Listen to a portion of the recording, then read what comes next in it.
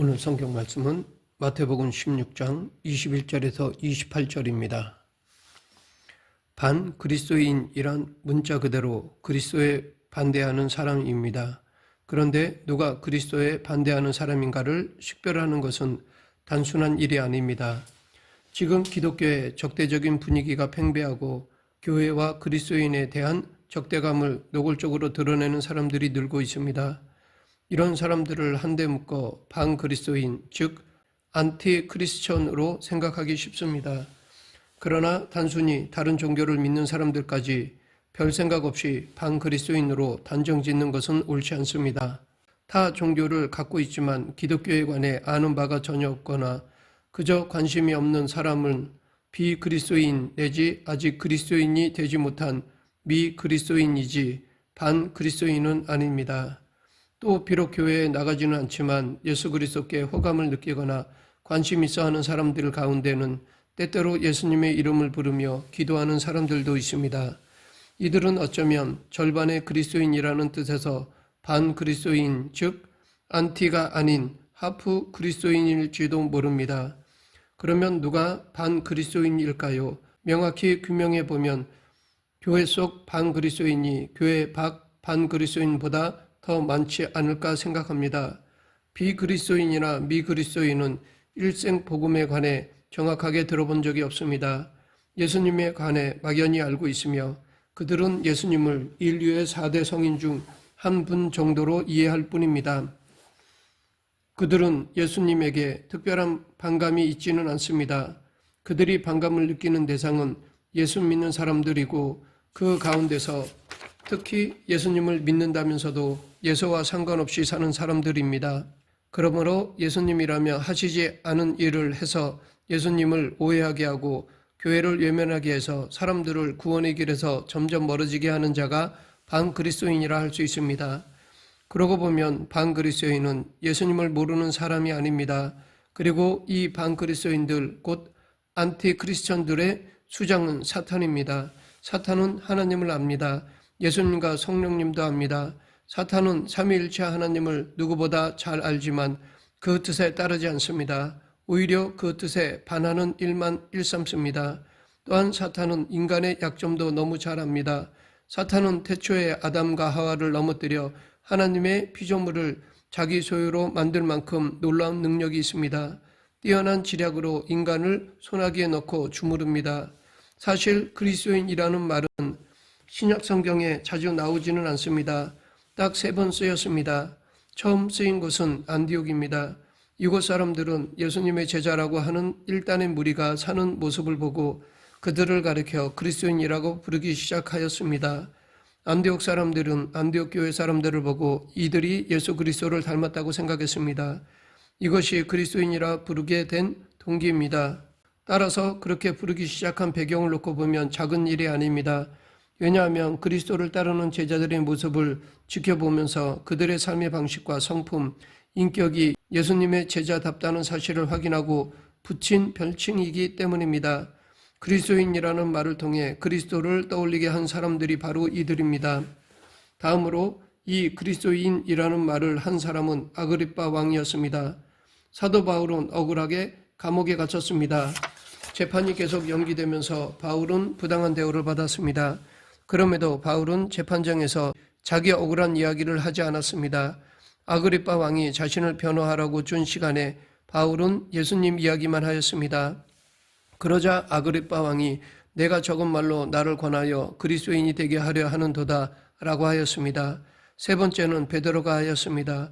베드로전서 4장 16절 만일 그리스도인으로 고난을 받으면 부끄러워하지 말고 도리어 그 이름으로 하나님께 영광을 돌리라. 이처럼 사도 베드로는 그리스도인이라는 이름에 자부심을 느꼈습니다. 이렇게 신약 성경에 나오는 이 3번의 그리스도인이라는 말은 예수님을 제대로 따르는 제자들의 별명이었습니다. 예수님은 그리스도인이나 반그리스도인이라는 표현을 직접 쓰시지는 않았지만 제자들에게 반그리스도인이 될 여지가 보이면 경계하셨습니다. 그 중 하나가 오늘 본문입니다. 예수님이 당신의 죽으심과 부활에 대해 말씀하시자 베드로가 항변하였습니다. 베드로의 항변은 인간적으로 보면 당연한 것이었고 어쩌면 스승에 대한 제자로서의 마땅한 자세가 아닌가 생각되기도 합니다. 그런데 여기서 우리가 한 가지 주목할 것은 당시 베드로의 반응이 지나치게 격렬했다는 것입니다. 항변하다라는 말은 힐책하다, 질책하다, 꾸짖다라는 뜻입니다. 즉 베드로가 분노하여 말했다는 것입니다. 예수님의 말씀이 떨어지기가 무섭게 베드로가 달려들듯이 예수님을 나무란 것이었습니다. 겉보기에는 제자로서 충성스럽게 보이지만 예수님은 그 중심을 보셨습니다. 그래서 예수님은 베드로에게 생각지도 못한 말을 하셨습니다. 그것이 오늘 본문 23, 24절입니다. 여기서 예수님은 베드로에게 사탄아라고 말씀하셨습니다. 예수님이 이렇게 베드로를 향해 사탄아라고 말씀하신 것은 단순히 베드로를 나무라시는 것이 아닙니다. 예수님은 정말 사탄에게 명령하신 것입니다. 즉 베드로의 생각을 사로잡고 있는 사탄에게 하신 말씀입니다. 사탄의 목적은 사람을 실족시키는 데 있습니다. 사람을 넘어뜨리고 거꾸러뜨려 죽이는 것이 그의 최종 목표입니다. 그러나 예수님은 사람을 일으키고 살리려고 오셨습니다. 그러하기에 사탄은 예수님까지도 유혹하여 넘어뜨리려고 하였던 것입니다. 하지만 예수님은 넘어지지 않으셨습니다. 예수님은 내 일, 내 이름, 내 영광을 생각하신 적이 없으십니다. 하지만 베드로는 사탄이 주는 자기 일, 자기 이름, 자기 영광을 생각하였습니다. 그래서 예수님은 베드로에게 내가 하나님의 일을 생각하지 아니하고 도리어 사람의 일을 생각하는도다 라고 말씀하셨습니다. 이 말씀은 베드로에게 하시는 말씀입니다. 온갖 관심이 하나님의 일이 아닌 자기의 일에 몰려드는 베드로에게 하신 말씀이었습니다. 이렇게 자기 생각이 가득할 때 자신을 사탄에게 내어주게 됩니다. 내 생각, 이해관계에 얽힌 내 계산에 사로잡힐 때 사탄은 그 순간을 놓치지 않습니다. 가룟 유다가 이렇게 돼서 예수님을 팔게 된 것입니다. 자기 중심으로 예수님을 이용하려는 유다를 보고 사탄이 그에게 악한 생각을 뿌렸더니 유다가 그 생각을 붙잡은 것입니다. 악한 생각을 떨쳐내지 않고 그 악한 생각을 마음속에 두기 시작한 것입니다. 예수님은 사탄의 생각에 붙들린 베드로가 정신이 번쩍 들도록 사탄아 내 뒤로 물러가라 라고 말씀하신 것입니다. 예수님은 이 광경을 지켜보고 있는 제자들에게 누구든지 나를 따라오려거든 자기를 부인하고 자기 십자가를 지고 나를 따를 것이니라 라고 말씀하셨습니다. 예수님을 제대로 따른다는 것은 자기 생각을 따르지 않고 예수님의 말씀을 따르는 것입니다. 그러고 보면 예수님을 따르는 것은 어렵다면 어렵고 쉽다면 쉬운 일입니다. 왜냐하면 이것은 나 자신을 부인하지 않으면 갈수록 힘들고 부인하면 갈수록 쉽기 때문입니다. 예수님은 하나님 나라로 들어가는 조건을 단호하게 어린아이처럼 받아들이지 않으면 절대 못 들어간다라고 하셨습니다. 이것은 비대해진 자아가 다시 작아져야 한다는 것을 의미합니다. 교만한 마음이 겸손해져야 한다는 것입니다. 부유해진 마음이 가난해져야 한다는 것입니다. 여기서 한 걸음 더 나아가 예수님은 제자들에게 자기 목숨을 버려야 한다고 못 박으셨습니다. 자기 목숨을 잃으면 진짜 목숨, 영생하는 생명을 얻는다고 말씀하셨습니다. 이처럼 예수님을 따르고자 한다면 거부할 수 없는 요구가 있습니다. 먼저 나 자신을 부정해야 합니다. 이 자기 부정은 삶의 매 순간에 나 자신을 부정하고 하나님을 긍정하는 것입니다.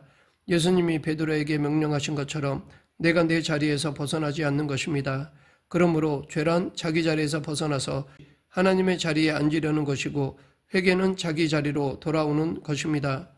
우리는 이렇게 나 자신을 부정하고 나서는 나의 십자가를 져야 합니다. 예수님은 예수님의 십자가를 지셨습니다. 우리에게 온 인류의 죄값을 치를 십자가를 지라고 하지 않으셨습니다. 그 일은 예수님이 이미 다 치르셨고 다 이루셨습니다. 우리는 각자가 감당할 수 있는 희생의 짐을 지는 것으로 족합니다. 그 짐이 무엇인지를 가르쳐 주시기 위해 선한 사마리아인의 비유를 들려주셨습니다. 예수님은 이웃이 필요한 자들에게 이웃이 되어주라고 말씀하셨습니다. 신앙으로 산다는 것은 살아계신 하나님께 인생을 걸기로 결단하는 것입니다. 보이지 않는 하나님께 삶을 의탁하고 사는 것이기에 보이는 세상에 목숨을 걸지 않습니다. 그러나 이기적인 사람은 자기 눈에 좋아 보이는 것들, 자기 보기에 더 귀해 보이는 것들에 목숨을 겁니다. 그들에게는 사랑이 없습니다.